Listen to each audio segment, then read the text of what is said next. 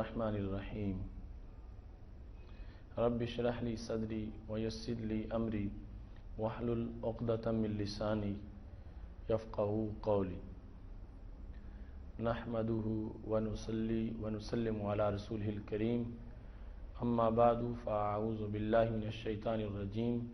بسم اللہ الرحمن الرحیم الصلاۃ والسلام علیک یا سیدی یا رسول اللہ وعلی آلک واصحابک یا حبیب اللہ۔ نہایت ہی معزز و محتشم ناظرین، رب ذوالجلال کے فضل اور توفیق سے ہم اپنے پروگرام فضائل رمضان میں اس وقت موجود ہیں۔ آج ہماری گفتگو کا موضوع ہے روزہ کے مسائل۔ میری دعا ہے خالق کائنات جل جلالہ ہم سب کو قرآن و سنت کا فہم عطا فرمائے اور قرآن و سنت کے ابلاغ و تبلیغ اور اس پر عمل کی توفیق عطا فرمائے۔ معزز ناظرین، روزے کو رکھنا جس قدر لازمی ہے، ایسے ہی اپنے روزے کو بچانا بھی بڑا ضروری ہے، چونکہ بڑا حساس معاملہ ہے۔ تھوڑی سی بھی بے احتیاطی کی وجہ سے دن بھر کی محنت رائے گاں ہو سکتی ہے۔ تو اس واسطے شرع مبارک اور دین متین کے جو احکام ہیں ان کو ضرور ذہن میں رکھنا چاہیے۔ حالت روزہ میں اگر کسی شخص نے بھول کے کھا پی لیا تو اس کا روزہ نہیں ٹوٹے گا، لیکن شرط یہ ہے کہ یاد آنے پر فوراً وہ کھانے پینے سے اجتناب کرے۔ جو لقمہ منہ میں ڈال چکا اسے بھی فوراً باہر پھینک دے۔ اگر یاد آنے کے بعد بھی اس نے کھانے پینے کا عمل جاری رکھا ایک لمحہ کے لیے بھی تو پھر اس کا روزہ ٹوٹ جائے گا۔ یعنی جوں ہی یاد آتا گیا اس کے بعد جہاں تک اس کی استطاعت ہے اجتناب کی تو اتنا وہ ضرور اجتناب کرے، کھانے پینے کے عمل کو روک دے۔ تو جو اس نے کھا لیا ہے شریعت مطہرہ میں اس کی وجہ سے اس بندے کا روزہ نہیں ٹوٹے گا۔ اس واسطے کہ رسول اللہ صلی اللہ علیہ وسلم کے پاس ایک شخص آیا، ابو داؤد شریف میں ہے۔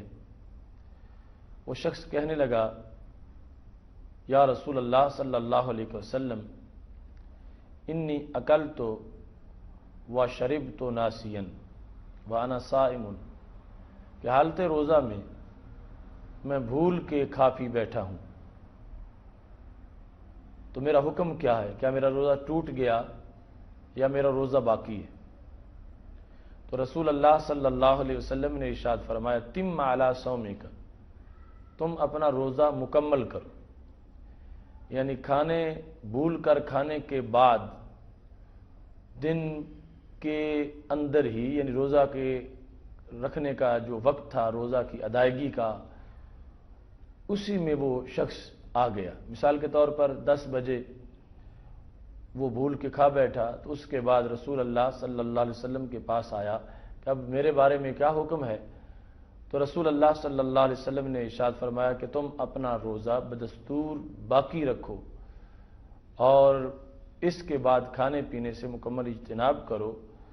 تمہارا روزہ ہو جائے گا اور کسی طرح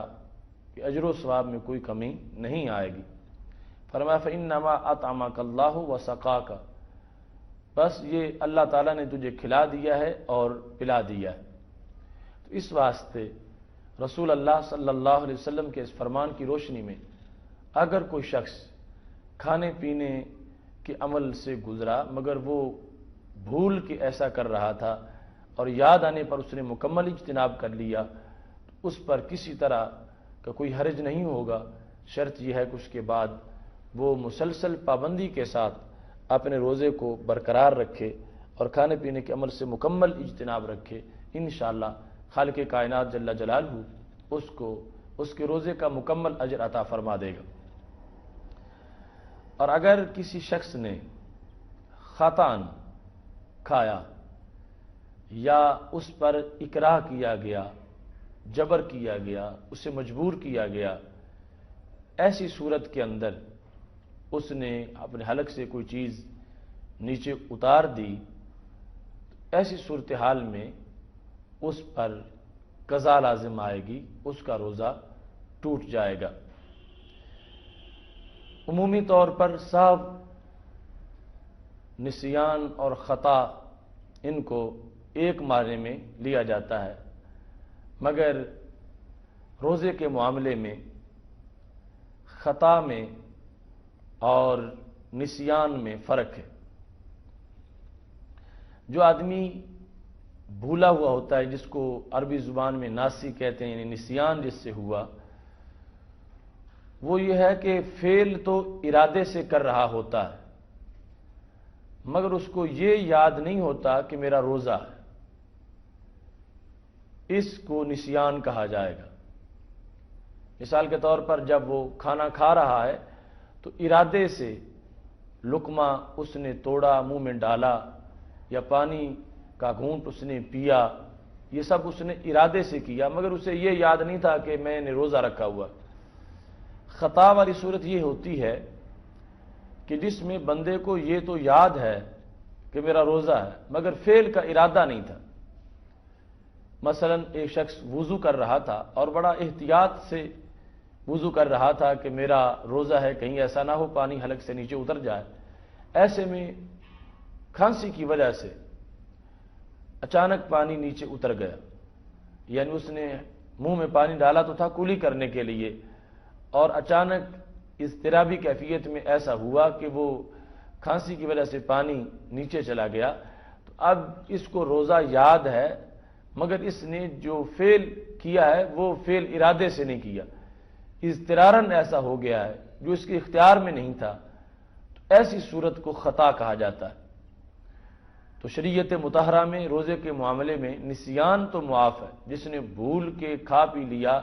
یعنی ارادے سے کھا رہا تھا، پی رہا تھا، مگر روزہ یاد نہیں تھا اس کو، تو اس کا روزہ نہیں ٹوٹا، وہ اپنے روزے کو اسی طرح برقرار رکھے اور مکمل کرے۔ لیکن خطا والی صورت میں روزہ ٹوٹ چکا ہے، اب وہ ادب رمضان کے پیش نظر کھانے پینے سے اجتناب کرے، مگر اس کے بعد اس روزے کی قضا اس پر لازم ہوگی۔ یہ ٹھیک ہے کہ کفارہ تو نہیں آئے گا، مگر اس روزے کے بدلے میں رمضان المبارک کے بعد اس شخص کو ایک روزہ رکھنا پڑے گا۔ ایسے ہی کسی نے کسی کو پکڑ لیا اور وہ روزے دار تھا، اور پکڑنے والے نے پکڑ کے اس کے منہ میں اس کو باندھ کے ہاتھ پاؤں اس کے منہ میں پانی ڈال دیا اور پانی حلق سے نیچے اتر گیا، تو ایسی صورت کے اندر بھی روزہ ٹوٹ جائے گا اور اس شخص پہ قضا لازم آئے گی۔ ایسی ہی صورتوں میں بہت سے ایسی اوامر ہیں کہ جن کو انسان کے لیے پیش نظر رکھنا ضروری ہے۔ حالت روزہ میں اگر کوئی شخص سو رہا تھا اور ایسی صورت میں اسے احتلام ہو گیا، اس سے بھی اس کا روزہ نہیں ٹوٹے گا، کیونکہ رسول اللہ صلی اللہ علیہ وسلم سے یہ حدیث مروی ہے، فرمایا ثلاث لا یفطرن الصیام، 3 چیزیں ہیں جو روزے کو نہیں توڑتی۔ ان میں سے رسول اللہ صلی اللہ علیہ وسلم نے احتلام کو بھی شمار فرمایا۔ اس بنیاد پر اس سے بھی روزہ نہیں ٹوٹے گا۔ آنکھوں میں سرما لگانے کی وجہ سے بھی روزہ نہیں ٹوٹتا۔ حضرت انس رضی اللہ تعالیٰ عنہ کہتے ہیں کہ ایک شخص رسول اللہ صلی اللہ علیہ وسلم کے پاس آیا، جامع ترمذی میں حدیث شریف موجود ہے۔ اس شخص نے کہا اشتکیت عینی یا رسول اللہ صلی اللہ علیہ وسلم، میری آنکھیں خراب ہو گئی ہیں، افاکتاہل وانا صائم، کیا حالت روزہ میں جائز ہے کہ میں سرما ڈالوں؟ رسول اللہ صلی اللہ علیہ وسلم نے جواب دیا نعم، یعنی حالت روزہ میں تم سرما ڈال سکتے ہو۔ تو اس واسطے اگرچہ اس سرمے کا اثر حلق میں محسوس بھی ہو رہا ہو پھر بھی روزہ نہیں ٹوٹے گا، چونکہ یہ انسانی آنکھ جو ہے اس کے اور دماغ کے درمیان ایسے والو نہیں ہیں کہ جن کی وجہ سے ایسے مسام نہیں ہے کہ آنکھ کی چیز جو ہے وہ دماغ تک پہنچ سکے۔ تو اگر وہ آنکھ میں سرما ڈالے یا کوئی بھی لیکوڈ دوائی ڈالے، قطرے آنکھ میں ڈالے، تو دونوں صورتوں کے اندر روزہ نہیں ٹوٹے گا، اس واسطے کہ ایسے منفذ موجود نہیں ہیں آنکھ اور دماغ کے درمیان کہ جس کی وجہ سے یہ چیز دماغ تک پہنچ سکے۔ اور یہ جو انسان کو آنسو آتے ہیں یہ ایسے یعنی والو ہیں آنکھوں اور دماغ کے درمیان کہ دماغ کی طرف سے تو چیز آنکھوں کی طرف آ سکتی ہے اور یہ آنسو اسی رستے سے آتے ہیں، مگر باہر سے چیز اندر جو ہے وہ داخل نہیں ہو سکتی۔ اس بنیاد پر اگر اس نے سرما لگایا آنکھوں کے اندر یا کوئی قطرے دوائی کے ڈالے تو اس طرح روزے پر کوئی فرق نہیں پڑے گا۔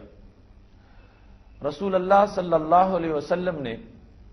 جو احکام اپنی امت کو عطا فرمائے ہیں ان میں یہ بھی ارشاد فرمایا حجامت کی وجہ سے بھی روزہ نہیں ٹوٹتا۔ حجامت سے مراد وہ پرانا طریقہ علاج ہے جس کی وجہ سے بدن سے خون نکالا جاتا تھا، ایسی صورتحال میں بھی انسان کا روزہ نہیں ٹوٹے گا۔ ایک حدیث شریف کے اندر جو یہ آتا افطر الحاجم والمحجوم کی سنگی لگانے والا اور لگوانے والا ان کا روزہ ٹوٹ گیا ہے، تو اس کا مطلب کیا تھا کہ رسول اللہ صلی اللہ علیہ وسلم گزرے تو دو شخص یہ عمل کر رہے تھے، ایک سنگی لگا رہا تھا دوسرے کو اور وہ کسی کی غیبت بھی کر رہے تھے، تو نبی اکرم صلی اللہ علیہ وسلم نے جس وقت ان کا عمل تھا اس کو حوالہ ان کی شناخت کا بنا کر بیان کر دیا کہ سنگی لگانے والے اور لگوانے والے کا روزہ ٹوٹ گیا ہے۔ تو وجہ روزہ کے ٹوٹنے کی یہ سنگی لگانا نہیں تھا، یہ اس وقت ان کی شناخت کا ایک حوالہ تھا، وجہ تھا ان کا وہ عمل جو غیبت کرنے کا عمل تھا۔ اور روزہ ٹوٹنے سے مراد یعنی یہ تھا کہ ان کا مراد یہ تھی کہ وہ جو پورا ثواب ہے روزے کا وہ ان کو میسر نہیں آئے گا۔ یہ ایسی ہے جس طرح کوئی شخص کسی کو دیکھے کہ وہ نماز غلط پڑھ رہا ہے، باقی سب نے امامے پہنے اور اس نے ٹوپی ہو پہنی ہوئی اور وہ بتانے والا کہے کہ اس ٹوپی والے کی نماز نہیں ہوئی، تو مطلب یہ نہیں ہے کہ ٹوپی کی وجہ سے نماز نہیں ہوئی، مطلب یہ ہوگا کہ پہچان اس وقت اس کی اس حیت میں ہے لیکن نماز ٹوٹنے کا جو معاملہ ہے وہ کچھ اور ہے، وہ ٹوپی اس نماز کے ٹوٹنے کی علت نہیں ہے۔ اگر کوئی شخص جانتا ہے کہ میرا روزہ ہے، ایسی صورتحال میں مکھی اس کے منہ میں داخل ہو گئی تو پھر بھی اس کا روزہ نہیں ٹوٹے گا۔ اور اگر کوئی شخص دن کے ٹائم حالت روزہ میں جو سحری کے وقت اس نے کھانا کھایا تھا وہ گوشت اس کے دانتوں میں پھنسا ہوا ہے، تو زبان سے اس نے نکالا اور کھا گیا، تو ایسی صورت میں اگر وہ تھوڑا ہے تو پھر روزہ نہیں ٹوٹے گا اور اگر وہ زیادہ ہے تو پھر روزہ ٹوٹ جائے گا۔ اس سلسلہ میں معیار جو ہے کہ کم کسے کہیں گے یا زیادہ کسے کہیں گے، تو چنے کا جو درمیانہ سائز ہے ایک دانے کا وہ معیار ہے، جو اس سے کم ہوگا اسے قلیل سمجھیں گے اور جو چنے جتنا ہو یا چنے سے زیادہ ہو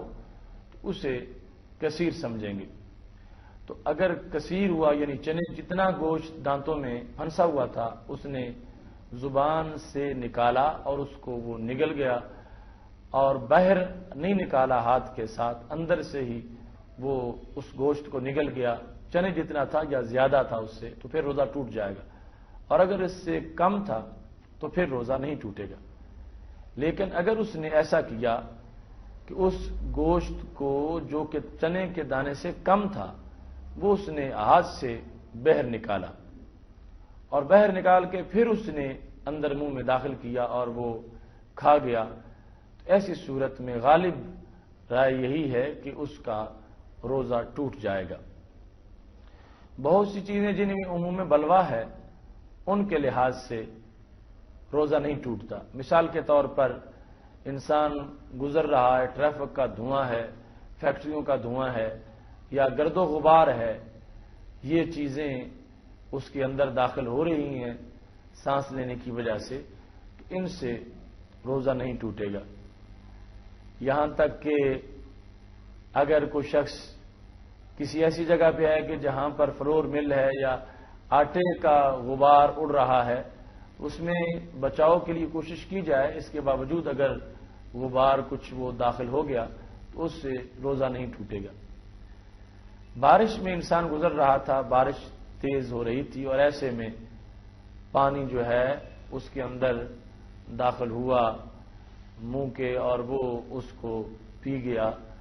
ایسی صورت میں روزہ ٹوٹ جائے گا۔ اگر انسان کے منہ میں خون آ جائے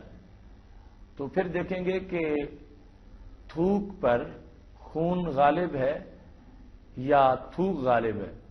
یعنی اگر خون کا رنگ غالب آ گیا لعاب کے اوپر اور وہ تھوک اس نے حلق سے نیچے اتارا تو پھر روزہ ٹوٹ جائے گا، اور اگر سرخی پر سفیدی غالب ہے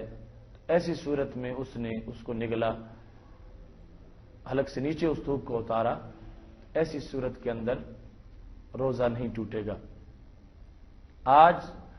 ہمارے جو جدید مسائل ہیں ان کے لحاظ سے اگر کوئی شخص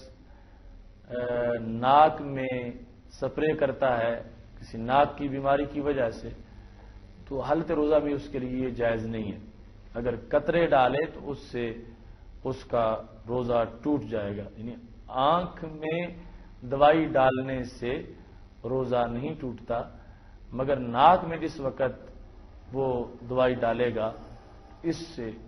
روزہ ٹوٹ جائے گا، خواہ وہ دوائی کسی قسم کی ہو۔ ایسے ہی جس وقت ایک انسان اپنی کسی بیماری کی وجہ سے مثال کے طور پر بھاپ لیتا ہے یا دل کا کوئی مریض ہے اس کے لیے وہ دوائی ناک کے ذریعے اندر پہنچائی جاتی ہے، ایسی تمام صورتوں سے حالت روزہ میں مکمل اجتناب کرنا چاہیے۔ روزے کی صورت میں انجیکشن جو ہے اس سے بھی حتی المقدور انسان کو پرہیز کرنا چاہیے، کیونکہ روزے کا مقصد ہے انسانی قوتوں کو کچھ کمزور کرنا، تاکہ انسان کا نفس جو ہے وہ جس وقت بھوکا ہوگا تو پھر اعضاء اس کے سیر ہو جائیں گے اور حقیقی مقصد روزے کا میسر آئے گا۔ اور اگر ٹیکے لگوا کر اسی طرح انرجی جو ہے وہ برقرار رکھی جائے تو پھر روزے کا اصلی مقصد پورا نہیں ہوگا۔ نہایت ہی عذر کی شکل میں اگر کوئی لوائے تو پھر اس کو یعنی پٹھوں میں گوشت میں ٹیکا لگوانا چاہیے اور رگ کا جو انجیکشن ہے اس سے مکمل طور پر اجتناب کرنا چاہیے۔ حالت روزہ میں ایک اہم مسئلہ جو ہے وہ قے کا مسئلہ ہے، اور قے کی مختلف صورتیں ہیں۔ مثلا ایک تو یہ ہے کہ قے خود آئے جس میں بندے کے عمل کا دخل نہ ہو، کیونکہ بعض ایسا بھی ہوتا ہے کہ انسان جان بوجھ کے قے کرتا ہے۔ تو پہلی صورت ہے کہ قے خود آئے اور پھر منہ بھر کے آئے۔ دوسری صورت یہ ہے کہ قے خود آئے مگر تھوڑی آئے۔ تیسری صورت یہ ہے کہ قے خود آئے منہ بھر کے آئے اور کچھ خود بخود واپس لوٹ جائے۔ چوتھی صورت یہ ہے کہ قے خود آئے منہ بھر کے آئے اور پھر اس کو قصدن اس کا کچھ حصہ واپس لوٹایا جائے۔ پانچویں صورت جو ہے وہ یہ ہے کہ قے تھوڑی سی آئے، خود بخود آئے اور کچھ حصہ اس کا خود بخود لوٹ جائے۔ چھٹی صورت یہ ہے کہ قے تھوڑی ہو مگر اس کو قصدن واپس لوٹایا جائے، آئی تو خود بخود تھی مگر ارادے سے اس کا کچھ حصہ واپس لوٹایا گیا۔ ساتویں صورت یہ ہے کہ وہ آمدن یعنی جان بوجھ کے قے کرے مگر وہ منہ بھر کے نہ آئے۔ 8ویں صورت یہ ہے کہ وہ جان بوجھ کے کرے مگر منہ بھر کے نہ آئے لیکن کچھ حصہ اس کا واپس لوٹ جائے. اور 9ویں صورت یہ ہے کہ وہ جان بوجھ کے کرے اور منہ بھر کے نہ آئے اور قصدن وہ اس کا کچھ حصہ واپس لوٹائے. 10ویں صورت یہ ہے کہ وہ جان بوجھ کے کرے اور پھر منہ بھر کے آئے اور خود اس کا کچھ حصہ واپس لوٹ جائے یا اس کے عمل سے واپس اس کا کچھ حصہ لوٹایا جائے. اس طرح بڑی اس کی 10 صورتیں ہیں. ان میں سے 2 صورتوں کے اندر جو ہے وہ روزہ ٹوٹ جاتا ہے. پہلی صورت یہ ہے کہ آئی تو خود بخود تھی مگر اس نے آئی خود بخود تھی اور منہ بھر کے آئی تھی اور اس نے اس کا کچھ حصہ جان بوجھ کے واپس لوٹا دیا ہے. اس سے بھی روزہ ٹوٹ جائے گا. اور دوسری صورت یہ ہے کہ اس نے جان بوجھ کے کی، وہ منہ بھر کے آئی اور آگے کچھ حصہ واپس لوٹ گیا یا اس نے لوٹا دیا. ایسی صورت کے اندر جس وقت جان بوجھ کے کرے اور منہ بھر کے آ جائے تو اس سے بھی اس کا روزہ ٹوٹ جائے گا. تو کل 10 صورتوں سے 2 صورتیں ایسی ہیں جن میں کی وجہ سے روزہ ٹوٹتا ہے. رسول اللہ صلی اللہ علیہ وسلم کا یہ فرمان ہے من قاء فلا قضاء علیہ ومن استقاء عامدا فعلیہ القضاء، کہ جس بندے نے کی اس پر قضا نہیں ہے. مطلب یہ ہے کہ خود بخود اس کے ارادے کے بغیر بیماری کی وجہ سے اس کو آ گئی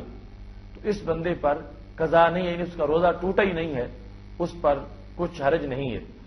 اور جس بندے نے جان بوجھ کے کی یعنی کا عمل اپنے فعل سے اس نے جان بوجھ کے کیا تو ایسی صورت کے اندر اس پر قضا لازم آئے گی، اس کا روزہ ٹوٹ جائے گا مگر دن کا باقی حصہ جو ہے وہ کھانے پینے سے اجتناب کرتا رہے اور رمضان المبارک کے بعد اس پر اس روزے کی قضا لازم آئے گی اگرچہ اس پر کفارہ لازم نہیں آئے گا. یہاں پر رسول اللہ صلی اللہ علیہ وسلم کی طرف سے حالت روزہ میں اگر کسی شخص نے لوہا نگل لیا یا کوئی سنگریزہ کھا گیا، ایسی صورت میں اس کا روزہ ٹوٹ جائے گا مگر اس پر قضا لازم ہوگی، کفارہ لازم نہیں ہوگا. حالت روزہ میں مسواک کرنے میں کوئی حرج نہیں ہے، خواہ وہ مسواک خشک ہو یا تر ہو، اور خواہ وہ دن کے پہلے حصے میں کیا جائے یا دن کے پچھلے حصے میں کیا جائے. اس واسطے کہ رسول اللہ صلی اللہ علیہ وسلم کا یہ فرمان ہے خیر خلال الصائم السواک، کہ روزے دار کا بہترین خلال سواک یعنی مسواک ہے. اور اس میں رسول اللہ صلی اللہ علیہ وسلم نے کوئی ایسی تفصیل نہیں کی کہ روزے دار کے لیے وہ بہترین خلال ہے دن کے پہلے حصے میں یا دن کے بعد کے حصے میں، یا اگر وہ تر ٹہنی کا مسواک ہو تو پھر تو جائز ہے اور اگر خشک کا ہو پھر ناجائز ہے، یا خشک کا جائز ہو اور تر کا ناجائز ہو. ایسی کوئی تفصیل اس میں موجود نہیں ہے. تو پھر مسواک حالت روزہ میں مطلقاً جائز ہے. صرف یہ ہے کہ اگر وہ تر شاخ کا مسواک ہو اور اس کے اندر رس موجود ہو، ایسی صورت کے اندر جس وقت وہ مسواک کرتا ہے تو اب لازمی ہے کہ وہ اس کے ساتھ لعاب میں رس شامل ہو جائے گا تو اس کو مسواک کرنے والا مکمل تھوکتا رہے تو پھر اس کا روزہ محفوظ رہے گا. حالت روزہ کے اندر ٹوتھ پیسٹ کرنا یہ درست نہیں ہے، چونکہ وہ اجزاء جو ہیں پیسٹ کے وہ اڑ کے اندر دانتوں سے تالو کی طرف جا سکتے ہیں، لعاب میں شامل ہو سکتے ہیں، اور پھر اس کے بعد جس وقت وہ نگلے گا حلق سے لعاب نیچے اترے گا تو ایسی صورت میں روزہ کے ٹوٹنے کا خطرہ ہے. اس واسطے احتیاط کے طور پر اس کو ٹوتھ